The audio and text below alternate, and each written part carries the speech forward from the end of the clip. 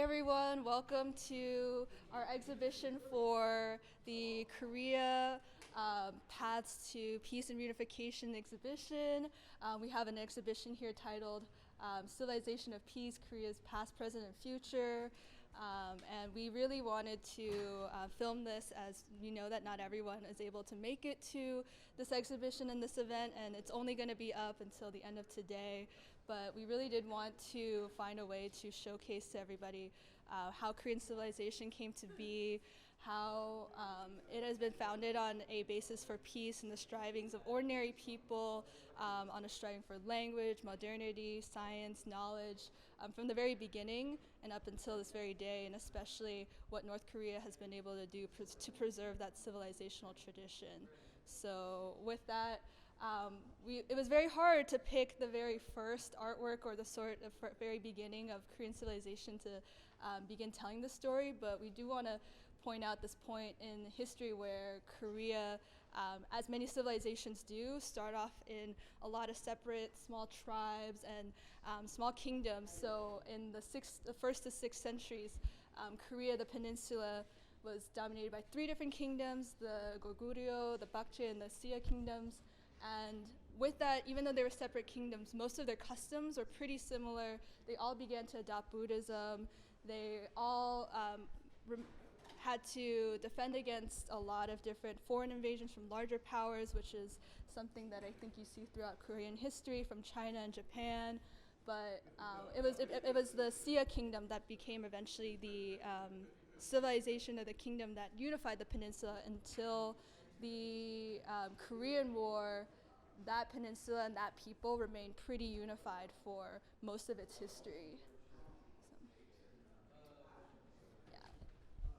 So we have a map here that demonstrates, I think, an artifact from each of those kingdoms, two sort of Buddhist artworks, as well as a golden crown from the Sia kingdom.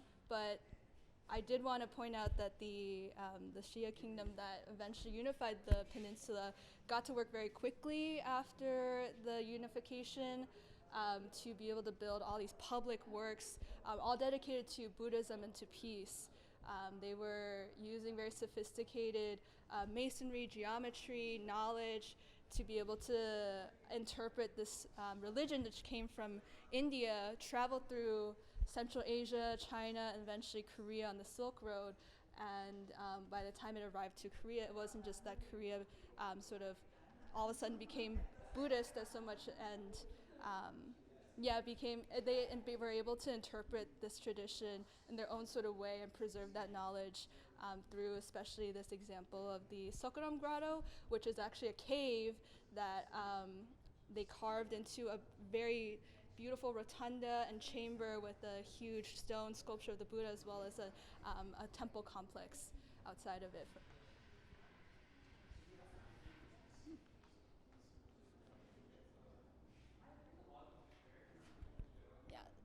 And the following kingdom, the Goryeo kingdom, actually also continued in this tradition of building public works in the Buddhist tradition, in that another aspect of Buddhist culture that has come to Korea in this time was actually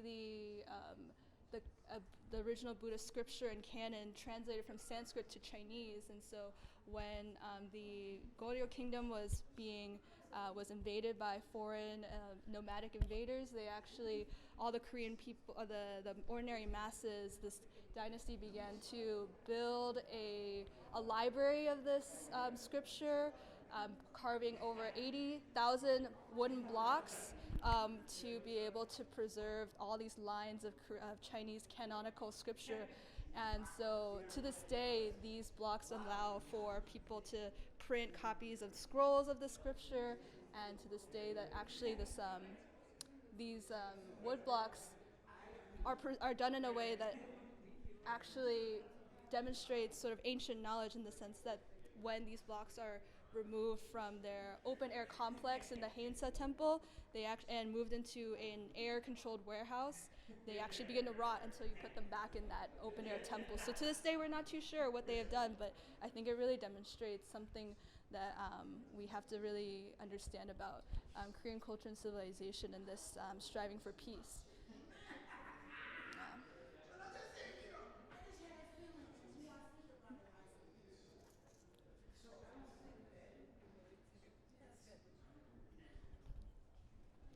So one thing you may notice about the wood blocks is that they are in Chinese characters. So it's true that Korean written language for the first couple of centuries used Chinese language and script to be able to communicate on paper.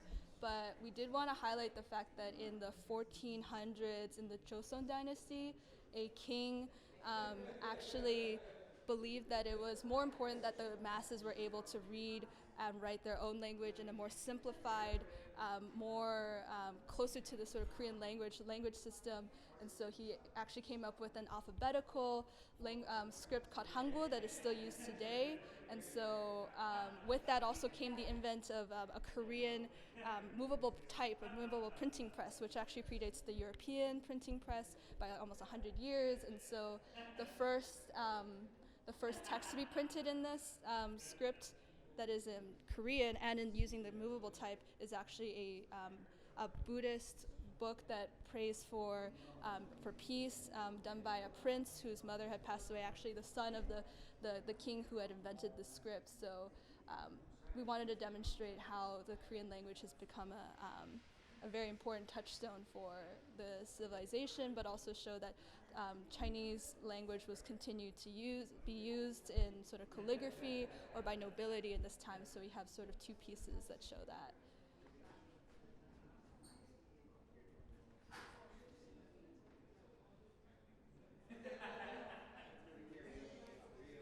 Yes, so during this dynasty, the Joseon dynasty, there was a very strong intellectual and literary and artistic culture that flourished. And so one genre of painting that emerged was landscape painting in this time when Koreans have for a very long time, I think, venerated a lot of mountains and geographical sites that to this day continue to have a very sacred place in the Korean civilization. So one of those mountains, the Diamond Mountains or Mount Kumgang, is something that in the 1700s painters traveled to that mountain, made pilgrimages to try to depict this very complex and mysterious mountain range.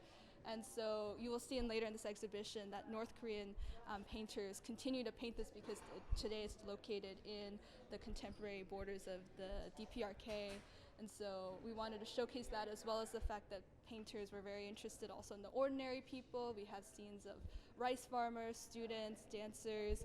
And so with that, I think we wanted to showcase just what a rich civilization or culture this continuous trajectory has been able to achieve.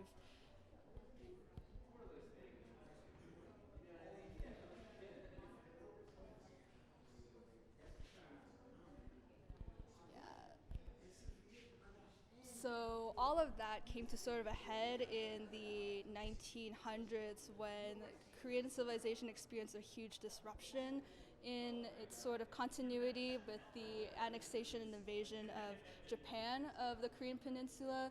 It was a very tragic time, a very short time in 35 years between 1910 and 1945, but it was a very difficult 35 years as this beautiful civilization was really suppressed.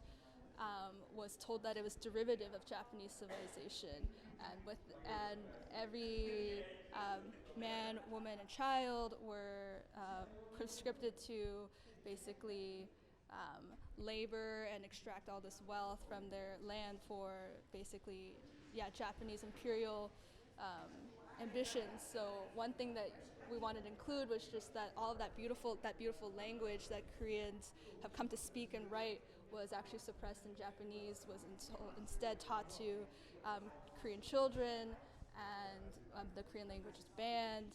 And so we have a photo of that, as well as Japanese soldiers in Korea at the time.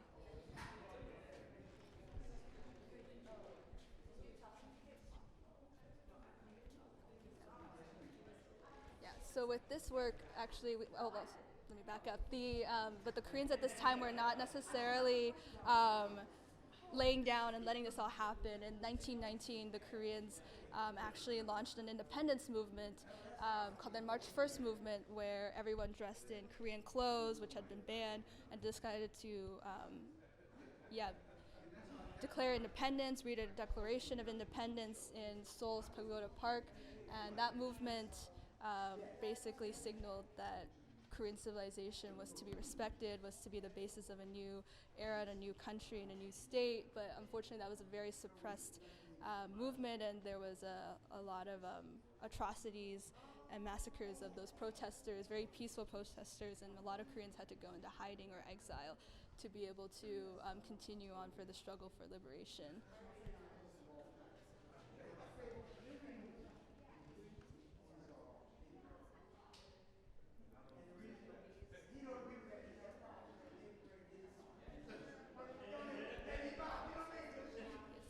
Well, after the Japanese were defeated in World War II and after they were expelled from the Korean Peninsula, Koreans got to work very quickly as well, immediately writing books and teaching peasants who were literate how to read their own language. And so we wanted to include a sort of diagram or sort of a teaching tool for that movement. So they were really quick to be able to reinstate and revitalize their own culture and language at the time.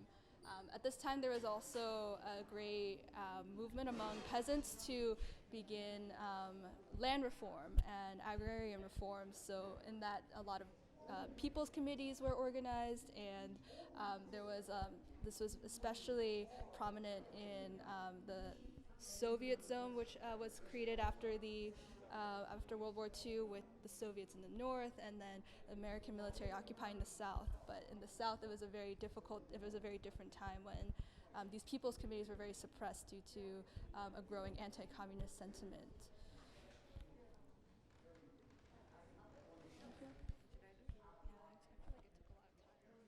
Okay, so the next part of our exhibition is on the Korean War, which I think, on the scale of devastation, both material and psychological, um, is nothing like ever has been done to a people.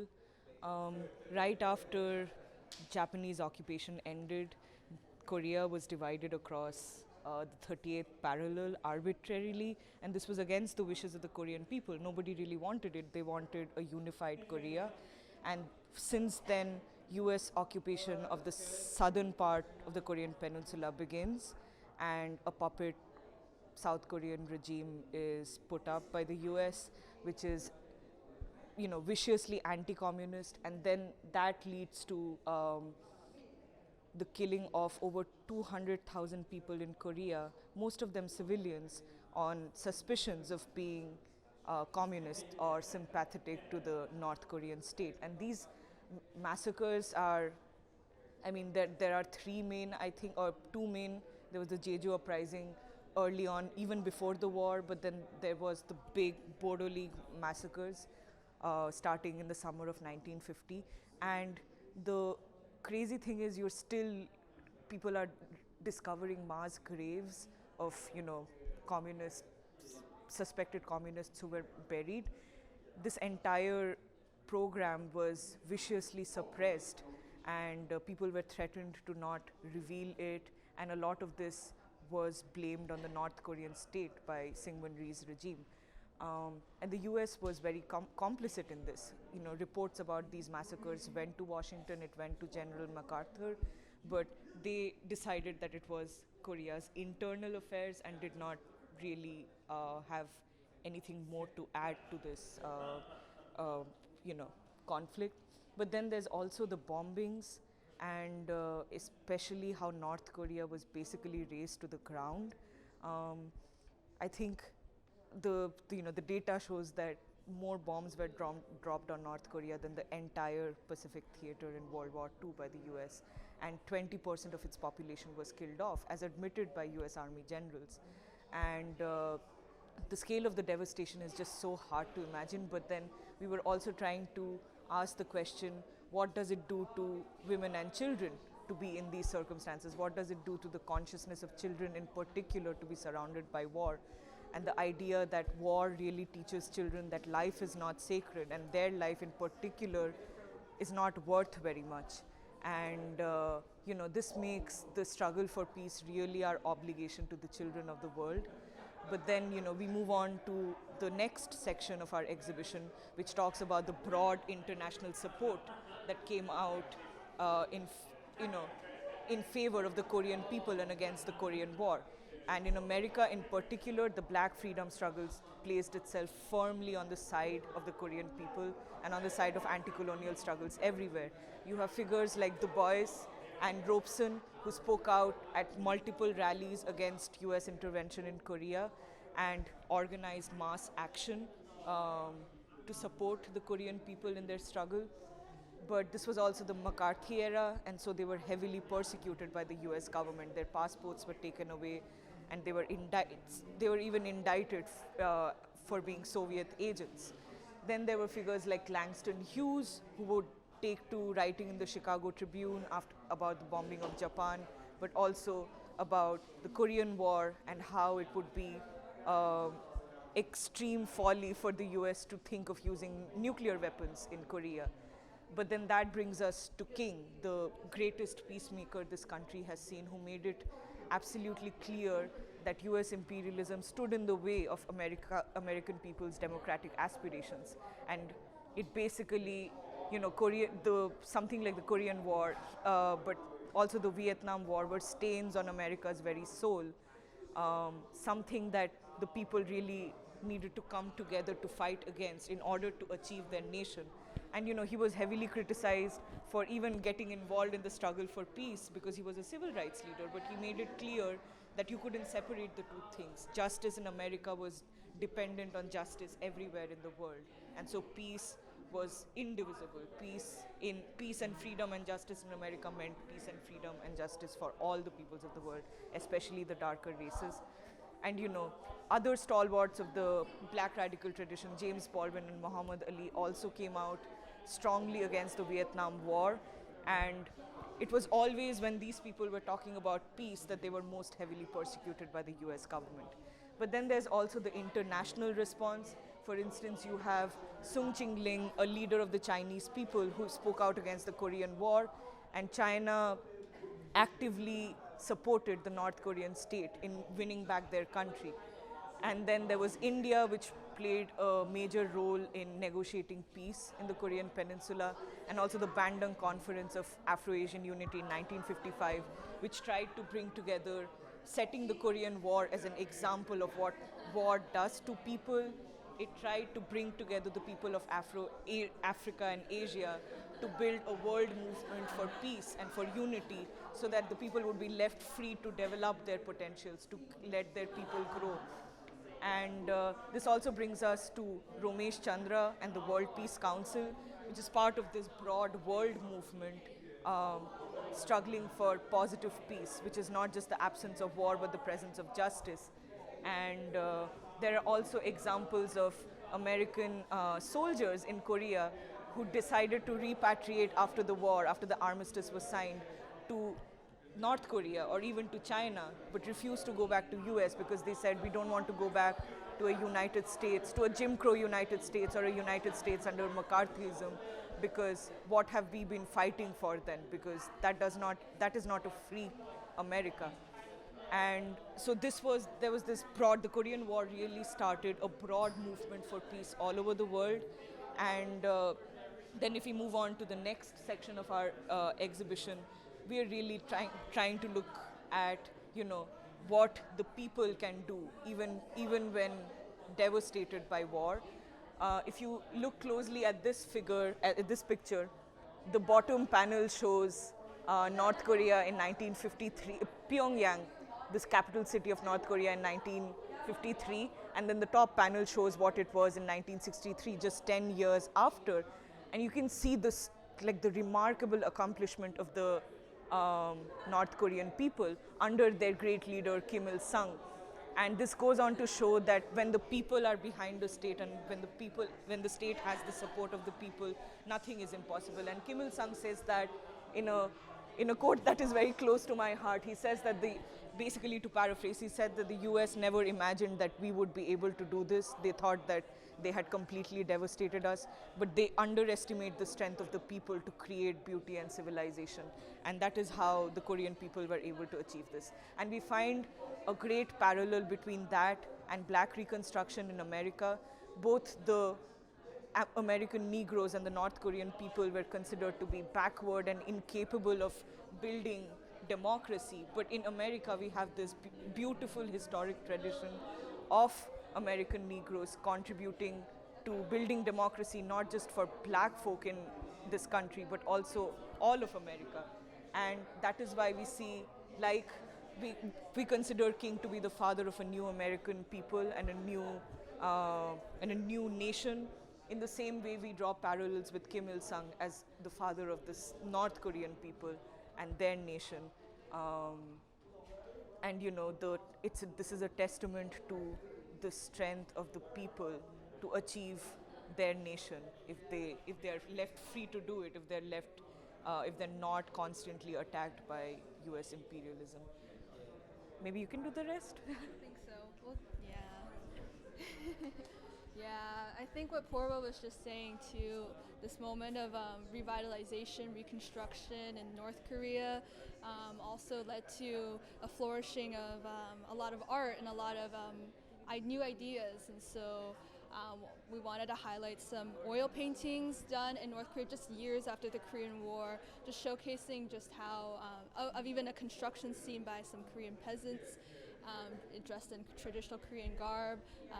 We know that during this time there was Soviet technical assistance lent to North Korea, but in many ways, like even the art instruction, the buildings of these modern cities and industries, the publication of magazines, children's magazines, women's magazines, magazines dedicated to the rebuilding efforts. These were all done by North Koreans primarily. And so that's something we wanted to highlight across a couple different oil paintings, most of them depicting construction scenes, in fact.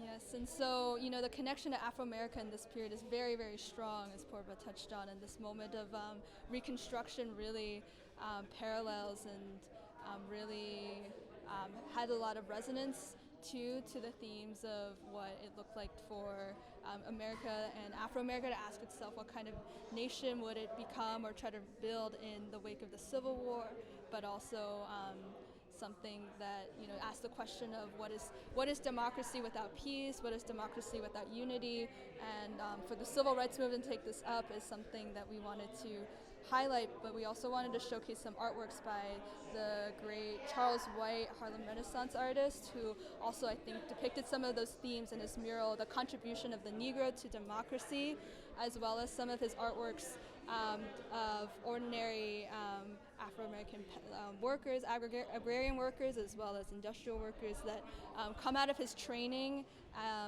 in both in America, but also when he traveled to the Soviet Union, and his lifelong commitment to communist ideals really, I think, shine through his artworks, but also in the sort of way people are so lovingly depicted, and just the capacity of the people is really central to all of this, all of his artwork.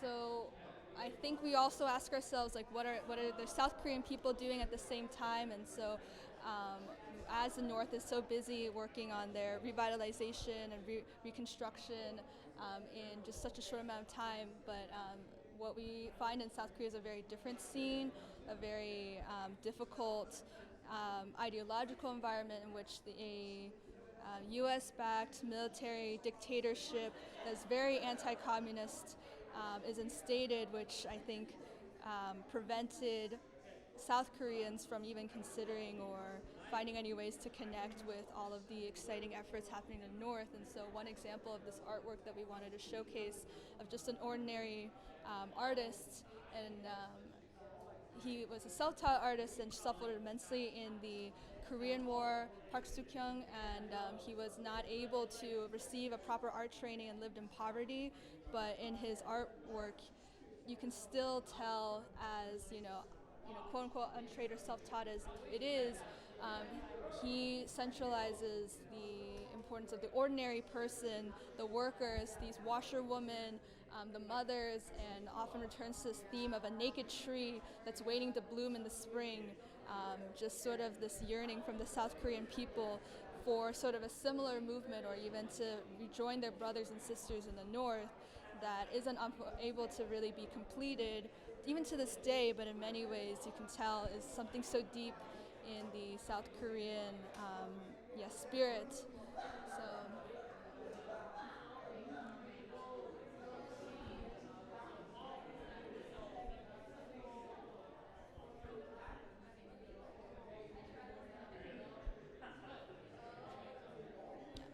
So So to continue on a few examples of North Korean artwork that we wanted to showcase in this exhibition, we did really want to show how many themes from those previous artworks we saw in the exhibition come back in North Korean art.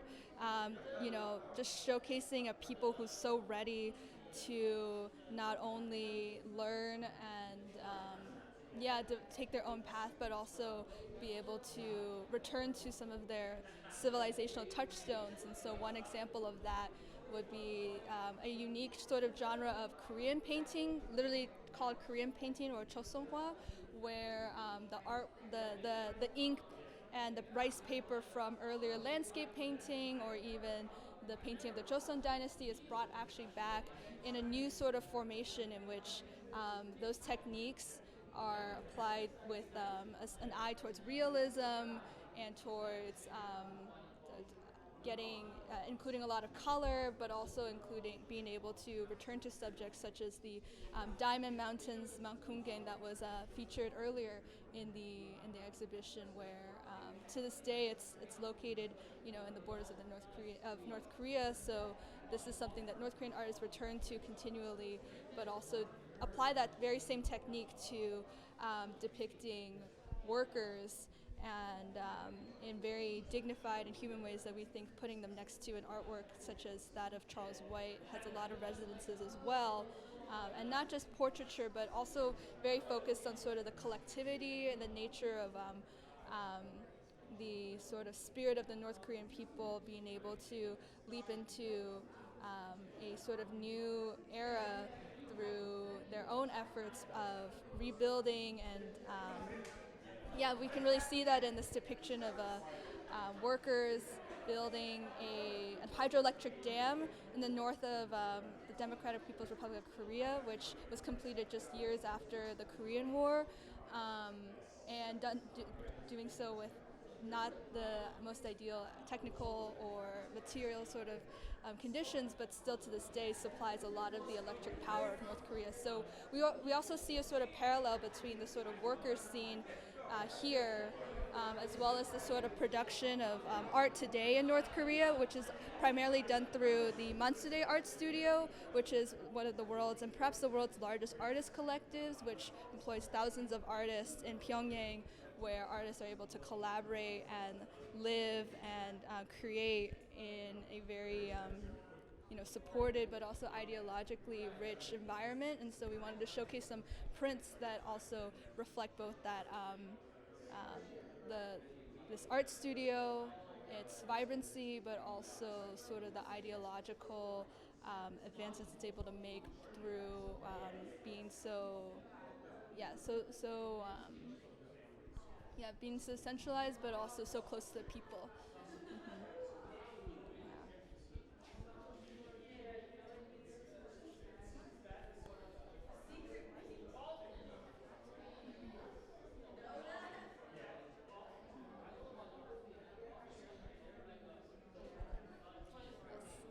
So to continue on this theme of where South Korea at this time, while the North is able to make so many advances and move into a new era,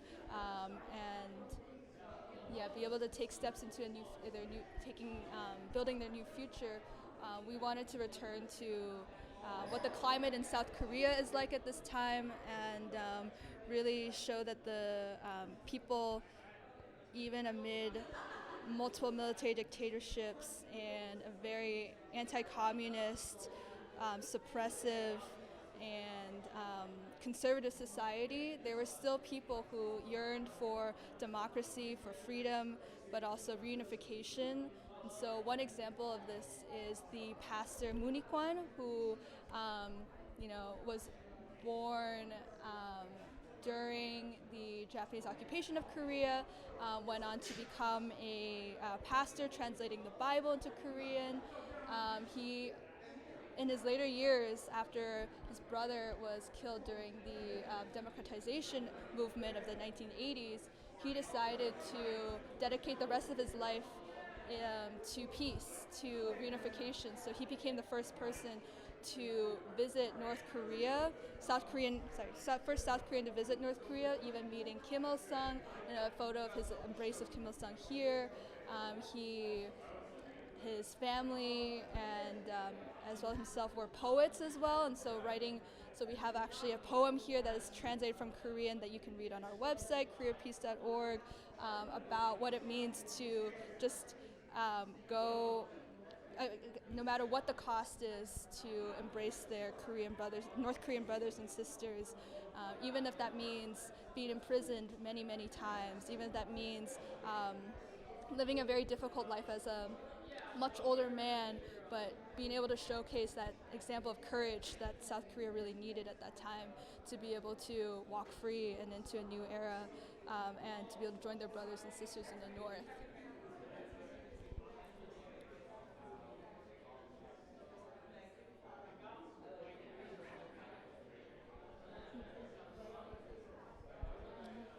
And so we mentioned the South Korean democratization movement of the 1980s at this moment. So this was, I think, a moment where the South Korean people, after a coup d'etat during the military dictatorships, were just could not take living under such conditions anymore. And so all kinds of students, workers, people of all religious backgrounds began to march in the streets for peace and reunification.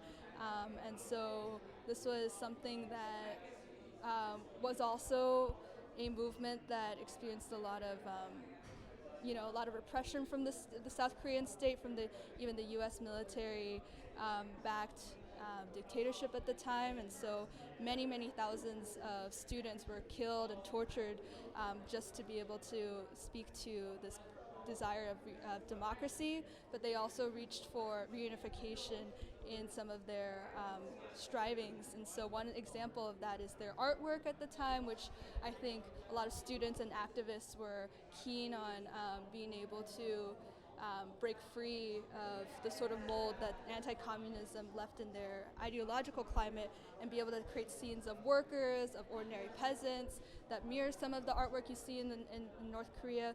But one example that we find really striking is that a South Korean set of murals in this time were created by thousands of student activists, actually in a very collective manner, and they were displayed, but before they could really be properly understood, they were actually burned down by the South Korean police, but not before one of its artists took photos and sent those photos actually to North Korea to be actually recreated in a 1989 World Youth Festival, where those recreated murals, which are completed in 6 weeks by North Korean artists.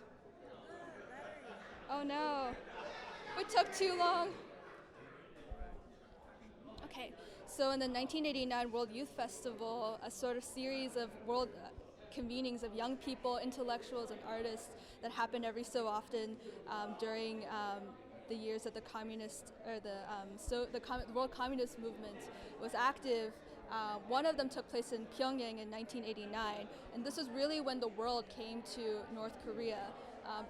Instead of thinking of North Korea as sort of this isolated hermit kingdom, I think we see a lot of examples of just how much this desire for peace and reunification on the Korean Peninsula touched the hearts of a lot of young people from all over the world, including even the African American peace activist Damu Smith, as well as a young South Korean student who was 21 years old at the time and defied all bans on contacting and reaching North Korea by traveling through dozens of countries to be able to join not only her brothers and sisters in the north, but also meet all these young people that were convening in Pyongyang at the time, and even meeting Kim Il-sung in a photo that we have here. And so during this time, there were also sister marches held all over the world for this world peace movement, and just general convening and gathering of efforts and initiative for reunification in 1989, including a march in America led by Korean Americans. We'll also see some photos that we wanted to include that show that not only did the world come to North Korea, but all throughout its history, North Korea has also gone to the world, and that's shown through Kim Il-sung's meetings of so many world progressive leaders, including Fidel Castro, Norodom Sihanouk of Cambodia, Indira Gandhi of India, Ho Chi Minh of Vietnam, Sekou Touré of, I believe, Sekou Touré is from I don't know if it's Senegal, maybe Mali. I believe it's Mali. But yeah, with that, we wanted to also Guinea. Yes. Thank you. And so we wanted to end our exhibition on a couple different notes, especially bringing it up to our present and responsibility for the future. We wanted to showcase just how important it is to see in this time and age, and to begin to reach for peace and reunification in this time, which is so crucial in this moment of reawakening of world humanity, to be able to see North Korea as a society that is so human-centered, and to see North Koreans as humans. And so we wanted to showcase an artwork of young North Korean students just sitting on the wayside in this sort of ink painting style that we saw before, sharing snacks and smiling, just as all young children do. And we also wanted to showcase how far North Korea has come with a photo of sort of Pyongyang and the Chollima monument, as well as two photos from 2018 that also sort of represent a pivotal moment for peace and reunification, including Kim Jong-un and the president of the time of South Korea signing peace agreements against a backdrop of one of these mountain paintings that we had seen before of Mount Pictou, which is also something that civilizationally holds a lot of importance to all Koreans. Something that only can be achieved through all Koreans coming together and embracing their heritage, if only peace and reunification is on the table. With that, we also wanted to showcase a few artworks that were generously lent to us by Dr. Anthony Montero, who, in our conversations around peace, around a civilizational contribution to world humanity that we really see in the North Korean example, we also see in the Afro-American tradition of, against all odds and being able to, center the human, and to be able to, contribute to world civilization through the advent of jazz, of music, but also a civilization or an ideological and political tradition of striving for peace, democracy, and unity. And so we wanted to showcase some paintings of jazz by Andrew Turner, a Philadelphia-based artist. With that, I'll maybe conclude our exhibition tour, and really appreciate this chance to get to walk through this exhibition with you.